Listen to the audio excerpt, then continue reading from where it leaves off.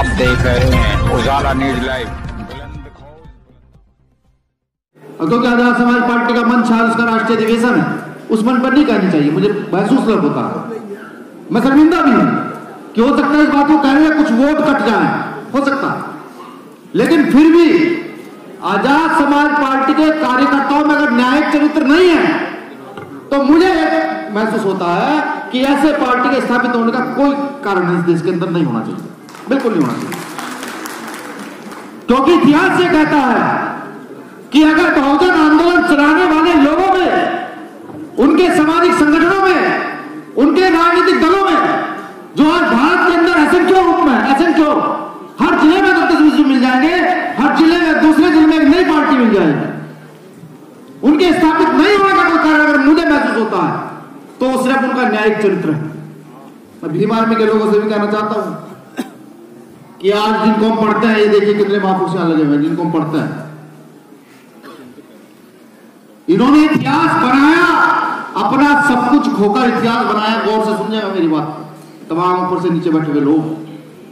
क्योंकि जब मुझे कोई कार्यकर्ता मिलता है, मुझे कहता है कि साहब मैं 10 साल पुराना हूं,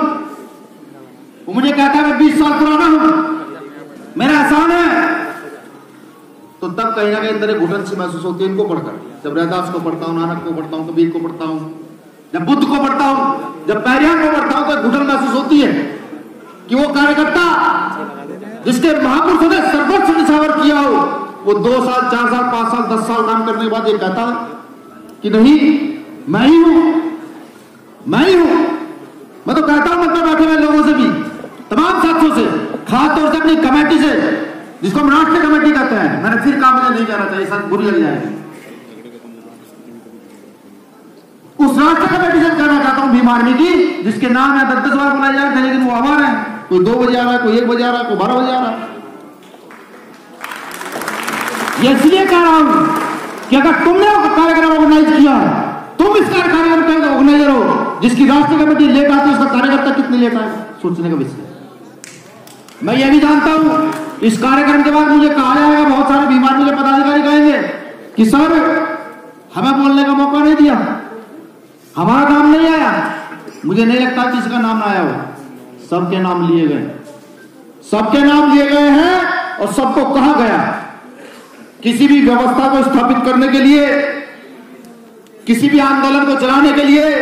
न्याय की आवश्यकता होती है। और जो मेरे पास भीम आर्मी की जमीन की जानकारी है या कुछ पार्टी के कार्यकर्ताओं की जमीन की जानकारी है, वो न्याय उचित नहीं है, बिल्कुल न्याय उचित नहीं है। अगर चाहता ही आंदोलन चले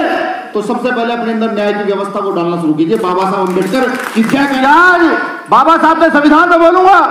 सोचा मैंने भी था कि राजनीति की बहुत अच्छी बातें करूंगा, सोचा मैंने भी था कि जब जाऊंगा आप लोगों की तालियां सुनकर एक उत्साह फील करूंगा, लेकिन नहीं, मुझे ये लगता है जिस कारवा को हम लेकर चल रहे हैं, 33 साल की ओर बढ़ रहे हैं, अगर इस कारवा में आने वाले लोग इस कारवा को सही से समझकर आगे न बढ़ा पाए तो वही यार हमारा होगा, वही होगा जो बाबा साहब अम्बेडकर के जाने के बाद 1956 के बाद यहां अन्य राजनीतिक दलों का हुआ, साहब काशीराम साहब के जाने के बाद अन्य राजनीतिक दलों का हुआ। और मुझे लगता है तथागत बुद्ध को पढ़ के कि ऐसा नहीं होना चाहिए, ऐसा बिल्कुल नहीं होना चाहिए। ये व्यवस्था जो पुनः खड़ी हुई है, आज प्रकृति ने चंद्रशेखर आजाद नाम के एक व्यक्ति को आपके अंदर न्याय स्थापित करने के लिए भेजा है। आप कभी उनसे सवाल करिएगा, ये मैं नहीं कहता, नहीं, किसी इत्तेफाक से उनका नंबर लग जाके मिल जाए तो सवाल कीजिएगा, उसके विषय में सवाल कीजिएगा जो जिसने आज तक कभी आपका साथ न दिया, सवाल कीजिएगा उसके विषय में। और मैं लिख कर देता हूं, मैं लिख कर देता हूं, आपको न्यायोचित जवाब मिलेगा। मैं बताऊं चंद्रशेखर भाई आपको, जब आप यहां आए और आपने देखा कि मंच ये है, उससे पहले मैंने भी फोकस कर लिया, लेकिन जैसे ही आपने उस मंच में न्याय की व्यवस्था स्थापित की, उसी समय मेरे बोलने का जो रुतबा था, जो मुझे बोलना था, वो एक झटके में आपने खत्म कर दिया कि जो मुझे आज कहना था यहां खड़े होकर। मैं गौरवान्वित भी हूं, बिल्कुल गौरवान्वित हूं कि हम दोनों लोग साथ चले, कि मैं एक ऐसे व्यक्ति के साथ काम कर रहा हूं और चल रहा हूं जो कहीं पर बैठा हो, वो आसमान हो या जमीन हो, वो वहां न्याय की आवाज को बुलंद करना जानता है, बिना वर्चस्व स्थापित किए। मैं गौरवान्वित आज, और मुझे महसूस होता है कि आप सबको भी यही करना भी चाहिए, बिल्कुल करना चाहिए। क्योंकि अगर ये नहीं कर पाएंगे तो मुझे ये महसूस होता कि जिस व्यवस्था को महापुरुषों ने चलाया उस व्यवस्था को आगे नहीं बढ़ाया जाएगा। किसी भी आंदोलन को मजबूती से आगे बढ़ाने के लिए बहुत सारी चीजों की आवश्यकता होती है, बहुत सारे संसाधनों की आवश्यकता होती है, लेकिन भारत का इतिहास से कहता है कि बहुजन आंदोलन को बढ़ाने के लिए सिर्फ एक चीज की आवश्यकता रही, जो मैंने पढ़ा, त्याग और समर्पण की। अगर आप अपनी पार्टी, अपने संगठन में, अपने नेता में त्याग और समर्पण करते उसके लिए, तो मैं कहता हूं जो काम 20 साल में, 10 साल में होना चाहिए वो अगले 5 साल में हो जाएगा। बिल्कुल कहता हूं।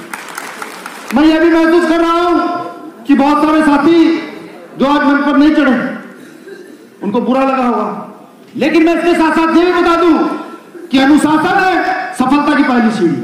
किसी भी सामाजिक संगठन की। अभी भाई साहब भी मुझे कह रहे थे कि नहीं, कहीं ना कहीं तो चीजें स्थापित करनी पड़ेगी अनुशासन को लेकर। तो सीधी सी बात है, जब राष्ट्र का सेमिनार होगा तो राष्ट्र की कमेटियां यहां बैठेंगी, जब प्रदेश का सेमिनार होगा तो प्रदेश की कमेटियां बैठेंगी, जब मंडल के सेमिनार होगा तो मंडल की कमेटियां बैठेंगी। क्योंकि सीधी सी एक बात है, एक व्यक्ति मेरा खास है, एक व्यक्ति आगे कमेटी का खास है,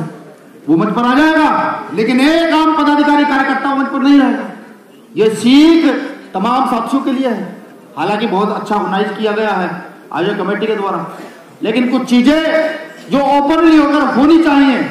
ओपन होकर कहनी चाहिए। हो सकता है कि आपका उसके बाद विरोध हो,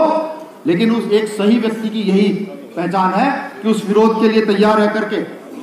अपनी बातों को स्थापित करने का काम करें। आज सामाजिक कार्यकर्ता के तौर पर मैं देखूं तो भीम आर्मी का जब नाम आता है, मैंने फिर का बुरा मत मानिएगा, भीम आर्मी का जब नाम आता है तो कहीं ना कहीं हमारे पदाधिकारी कार्यकर्ता सिर्फ आंदोलन कौन सा,